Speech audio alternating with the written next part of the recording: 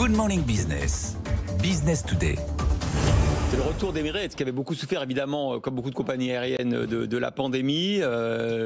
Bonjour, vous êtes donc Cédric Renard, directeur général d'Emirates France.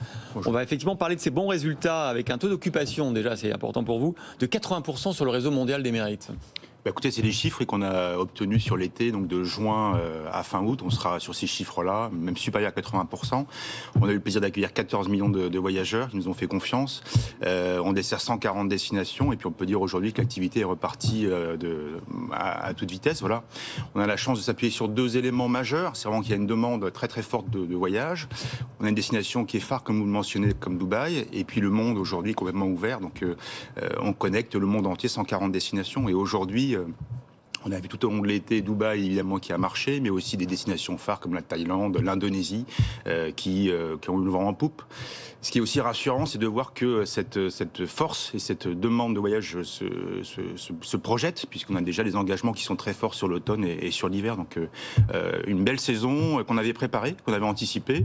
Donc il y a une demande, mais il y a aussi tout un côté opérationnel qu'on a mis en place avec des avions en plus, des équipages supplémentaires, des nouvelles destinations, le 380 à Nice par exemple. Donc beaucoup de choses qu'on a mises en place et anticipées. Est-ce qu'il y a un effet Est-ce qu'il y a un effet appareil? C'est-à-dire que moi, quand je réserve, je regarde si c'est un A320, ça m'intéresse. Mais est-ce que justement le fait d'être le plus grand opérateur d'Airbus A380, vous avez 120 appareils, ça joue, ça intéresse les gens? Ils ont envie de voyager avec ces appareils-là? Je vous encourage à aller sur un aéroport et quand vous voyez un 380 qui se pose, les regards se tournent. Voilà.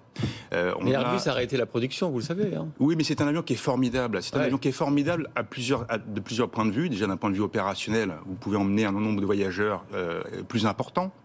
Dans un confort qui est inégalé, que ce soit en première classe, en business class, mais aussi en cabine économique. Emirates en a fait un choix économique, avec des aménagements intérieurs qui sont totalement spécifiques. Si vous êtes en business ou en première classe, vous avez un bar à bord de nos avions, vous avez des équipages multiculturels, une cuisine, je dirais, gastronomique, de haute renommée. Et c'est un avion qui a une magie. Voilà. Et puis d'un point de vue opérationnel, comme je le disais, c'est un nombre de voyageurs supplémentaires qui est emmené, des capacités en business class jusqu'à 76 sièges. Donc aujourd'hui, on est capable d'offrir un confort avec des prix qui sont un peu mieux tenus, parce qu'on a des capacités qui sont plus importantes. Vous ne continuez pas à souffrir quand même du redémarrage compliqué de l'Asie, notamment de la Chine. Ça n'affecte pas parce que vous êtes quand même un hub justement situé entre l'Europe, l'Afrique, l'Asie.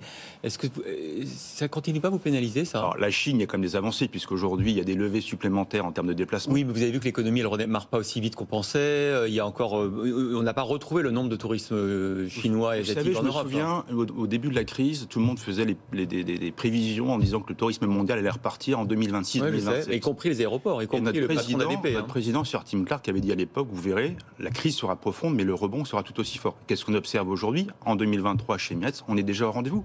Donc aujourd'hui, il y a une demande de voyage qui est importante. On s'appuie sur Dubaï, vous l'avez mentionné. Dubaï a accueilli de janvier à juin 8,5 millions de visiteurs. C'est 1 million de plus que l'année dernière, mais c'est plus qu'en 2019. Ouais. Le taux d'occupation des hôtels à Dubaï, c'est 78%, c'est 2 points de plus qu'avant la crise, et c'est 26% d'hôtels supplémentaires. Donc il y a une vraie destination sur laquelle on s'appuie. Les gens vont à Dubaï pour des raisons évidemment touristiques et balnéaires, mais c'est une destination aussi qui est économique, financière. C'est le point névralgique, je dirais, de toute la zone. Et on a la chance d'avoir une destination à part entière. C'est la 4e ville la plus visitée au monde, et c'est le plus grand hub international, avec Emirates, qui est la plus grande compagnie internationale. Donc il y a un ensemble de choses qui font que on est capable justement de répondre à toutes les demandes internationales. Mais Emirates, en fait, vous surfez sur la vague de l'hyperconsommation, les hubs ouverts 24 heures sur 24, où on achète des choses tout le temps. C'est un modèle qu'on critique aussi à juste titre. Il n'y a pas de plan B, quoi. C'est-à-dire que c'est dans cette lignée qu'on est. Je suis ravi de me poser la question parce que c'est une vision assez raccourcie des choses. Dubaï est une destination à part entière, c'est la destination plébiscitée par les voyageurs, 2 années de suite recommandée par TripAdvisor comme la plus belle destination au monde. C'est une destination touristique, vous l'avez dit, c'est une destination où on consomme, mais c'est pas uniquement ça, c'est une destination économique, une destination financière, c'est les Émirats Arabes Unis sont le deuxième partenaire. Mais c'est pas la question de l'or, elle a raison, le modèle quand même. Quand vous prenez peut-être en vacances, que vous êtes en Indonésie ou à l'autre bout du monde, le bilan carbone, il est encore aujourd'hui déplorable. Alors bien sûr, vous faites des efforts, vous allez nous dire qu'il y a bientôt des carburants, mais c'est pas le cas aujourd'hui. Quand on se réjouit qu'en 2023, on ait retrouvé les chiffres de 2019, on pourrait pleurer aussi.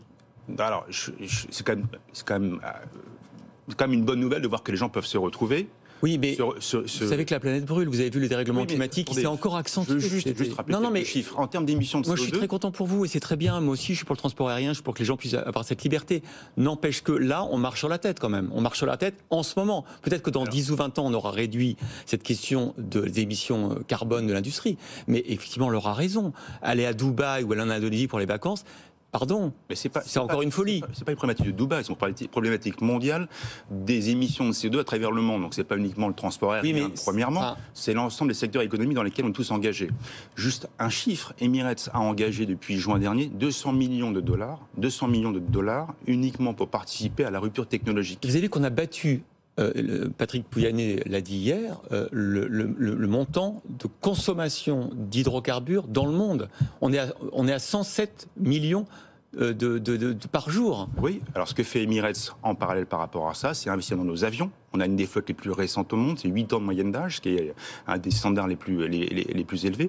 On continue à investir en termes d'avions, puisqu'on a acheté des Airbus A350, 50 A350 qui arriveront à compter de 2024. On a commandé 150 Boeing 787, 777, justement pour continuer à accompagner cette transition.